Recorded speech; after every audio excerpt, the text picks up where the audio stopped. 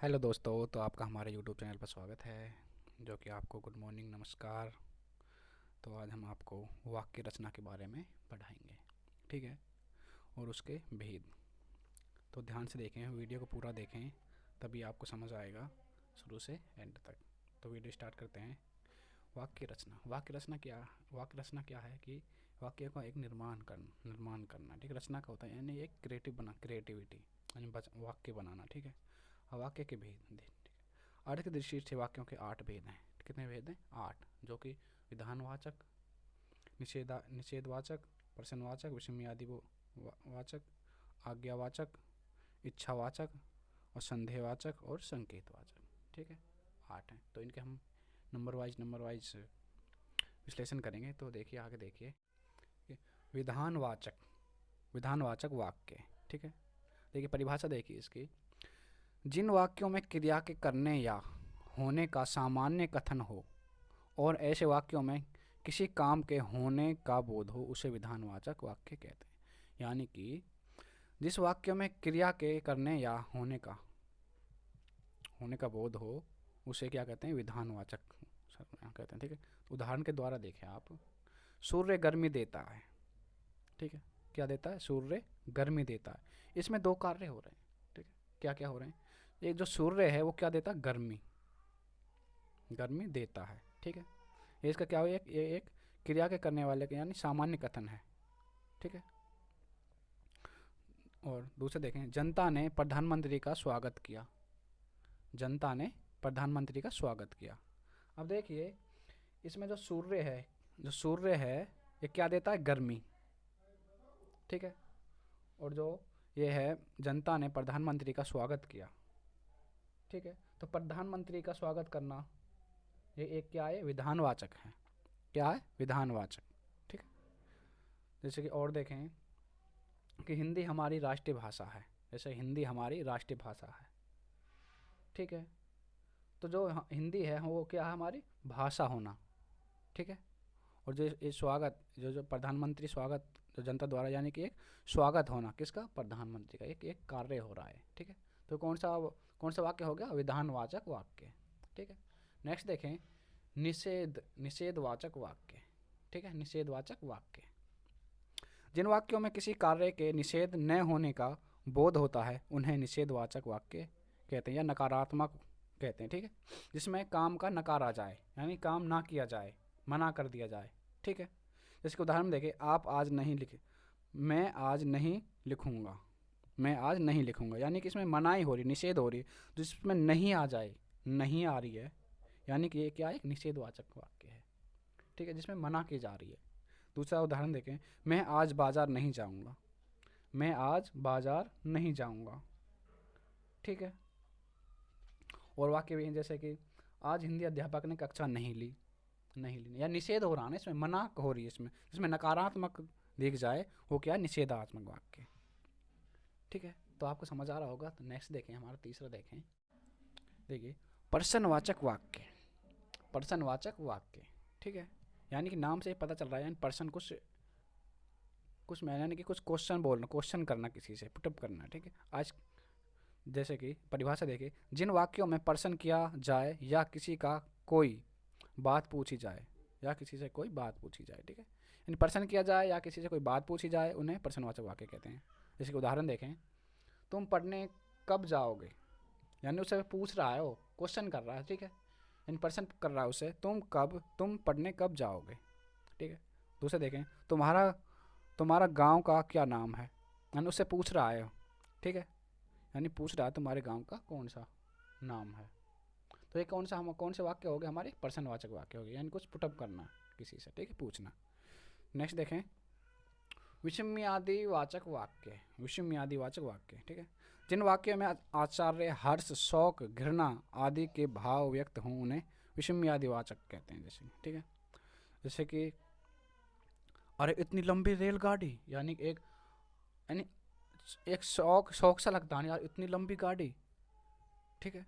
और दूसरा उदाहरण दें। ओ बड़ा जुल्म हो गया, यानी कि बड़ा अनर्थ हो गया। एकदम एक अपने भाव से उठते हैं अंदर से, ठीक है।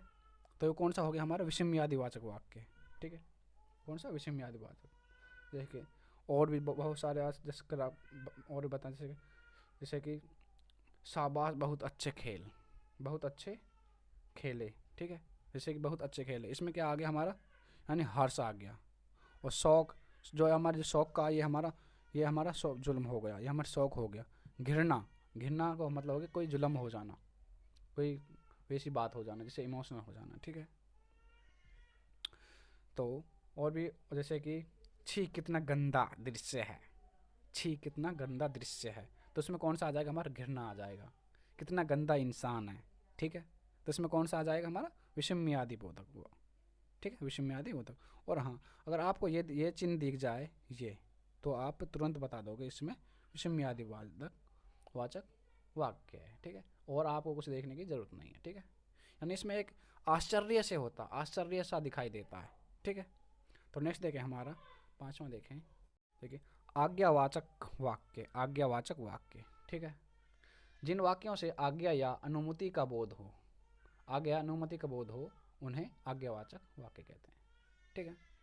यानी कि आज्ञा दे या किसी को आज्ञा देना या अनुमति लेना किसी से, वही क्या आज्ञावाचक वाक्य हो गया, ठीक है। देना और लेना, आज्ञा देना या अनुमति का बोध होना, ठीक है। जैसे कि उदाहरण देखिए, आप चुप रहिए, मैं किसी से कह रहा हूँ कि आप चुप रहिए, मैं उसे आज्ञा दे रहा हूँ, ठीक है, उसे चुप करने के लिए बोल रहा हूँ, ठीक है। तो ये क्या हो गया हमारा एक आज्ञा, आज्ञा देना किसी को, ठीक है। जैसे कि मैं घर जाऊँ, यानी मैं अनुमति ले रहा हूँ, अनुमति, मैं घर जाऊँ, क्या हो गया है, अनुमति लेना। जैसे कि तुम पानी लाओ, तुम पानी लाओ, मैं किसी से कह रहा हूँ, आज्ञा दे रहा हूँ कि तुम पानी लाओ, मुझे एक गिलास दूध लाओ, ठीक है। तो ये क्या हो गया हमारा, आज्ञा करना किसी का, ठीक है। जैसे अपना अपना काम करो, जैसे कोई वाक्य, अपना अपना काम करो, मैं किसी से कह रहा हूँ अपना अपना काम करो, तो मैं उन्हें एक क्या दे रहा हूँ, आदेश दे रहा हूँ, ठीक है। तो ये कौन सा हो गया हमारा, आज्ञावाचक वाक्य, ठीक है। तो नेक्स्ट देखें इच्छावाचक वाक्य, इच्छावाचक वाक्य, ठीक है, किसी इच्छा, आशा या अभी आशीर्वाद को व्यक्त करने वाले सभी वाक्य इच्छावाचक वाक्य कहलाते हैं। यानी इच्छा करना, इच्छा किसी की कामना करना, ठीक, किसी के लिए इच्छा करना, ठीक है। जैसे कि स्वागत करें, भगवान करे आपको अच्छी नौकरी मिले, मैं कह रहा हूँ किसी से कि भगवान करे आपको अच्छी नौकरी मिले, ठीक है। तो मैं इच्छा कर रहा हूँ ना उसके लिए, जिसको नौकरी मिले, ठीक है, अपने भाई के लिए, बहन के लिए, किसी और के लिए, ठीक है। यानी भगवान करे आपको अच्छी नौकरी मिले, तो एक इच्छा कर रहा हूँ मैं कि आपको नौकरी मिल जाए, ठीक है। दूसरा उदाहरण, ईश्वर करे सब कुशल लौटें, ईश्वर करे सब कुशल लौटें, ठीक है। तो उसमें मैं इच्छा कर रहा हूँ कि सभी सही लौटें, ठीक है, कुछ ना हो, तो इच्छा कर रहा हूँ मैं, इच्छा की जाती है कि विनती एक भगवान से, ठीक है। तो आपको समझ आ रहा होगा। नेक्स्ट देखें 7वां देखें, तो देखिए संदेहवाचक वाक्य, ठीक है, कौन सा, संदेहवाचक वाक्य, जिसमें हमें संदेह हो, जिसमें हमें निश्चित नहीं पता हो सर, जिसमें, ठीक है। जैसे कि जिन वाक्यों में कार्य के होने में संदेह अथवा संभावना का बोध हो, उन्हें संदेहवाचक वाक्य कहते हैं, ठीक है। यानी संभावना और संदेह का, संभावना होती है लेकिन हमें ये नहीं पता ये होएगा, ठीक है। उदाहरण के अनुसार देखें, जैसे कि शायद मैं कल बाजार जाऊंगा, मुझे पक्की नहीं पता कि बाजार जाऊंगा, मतलब एक संभावना कह रहा हूँ मैं, कल जाऊंगा, शायद, जिसमें शायद आ गया, शायद मैं कल बाजार जाऊंगा, तो इसमें क्या आ गया, शायद, यानी कुछ पता नहीं है जाऊं या ना जाऊं, तो इसमें एक संभावना बन रही है हमारी, ठीक है।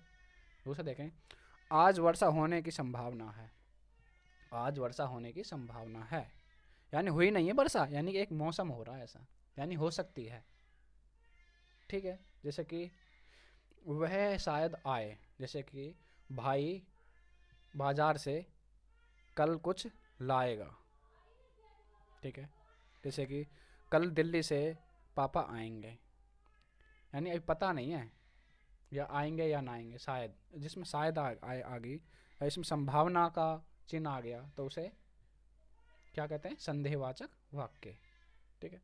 नेक्स्ट देखें आप संकेतवाचक वाक्य, संकेतवाचक वाक्य में क्या होता है, इसमें एक संकेत दर्शाया जाता है, जिसको हमें, जो हमारे सामने होता है उसको हम संकेत के अनुसार जैसे कहते हैं, ठीक है। जैसे परिभाषा में देखें, जिन वाक्यों में एक क्रिया के दूसरे क्रिया पर निर्भर होने का बोध हो उन्हें संकेतवाचक वाक्य कहते हैं।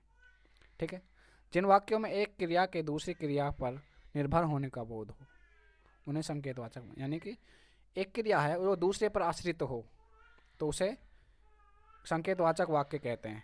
ठीक है, जैसे कि उदाहरण देखें, वर्षा होती तो फसल अच्छी होती। संकेत कर रहे हैं किसको? वर्षा को। अगर वर्षा होती तो फसल अच्छी होती, वर्षा को हम संकेत दे रहे हैं फसल के अनुसार, उसको हम दूसरे पर आश्रित है जो हमारी, तो निर्भर करती है। निर्भर किस पर? फसल किस पर निर्भर है? वर्षा पर।